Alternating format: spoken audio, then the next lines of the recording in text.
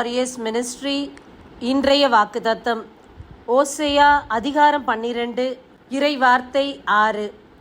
இஸ்ரவேலே, உன் கடவுளிடம் திரும்பி வா, இரக்கத்தையும் நீதியையும் கடைப்பிடி, எப்போதும் உன் கடவுளை நம்பி காத்திரு. பிரியமானவர்களே, இன்றைக்கு நம்முடைய மன பாரத்தினாலோ கவலையினாலோ துக்கத்தினாலோ விரக்தியினாலோ இறைவன் பால் திரும்பாமல் இருக்கின்றோம், ஜெபிக்காமல் இருக்கின்றோம். ஏதோ ஒருவித சோர்வு நம்மை அழுத்தி கொண்டு இருக்கின்றது. இறைவன் சொல்லுகின்றார், என்னிடம் திரும்பி வா. 2 கரம் விரித்தவராய் இதயத்தை திறந்தவராய் நமக்காக தேவன் காத்திருக்கின்றார். கடவுளை மட்டும் நம்பி காத்திருங்கள். நிச்சயமாக நீங்கள் வெட்கப்பட்டு போவதில்லை. இன்றைக்கு உங்கள் தாமதங்கள் உங்களுக்கு ஒரு சோர்வை கொடுத்திருக்கலாம். ஆனால் இறைவன் பால் மீண்டும் திரும்பி அவருடைய இரக்கத்திற்காக காத்திருங்கள். தேவன் நீதி செய்வார்.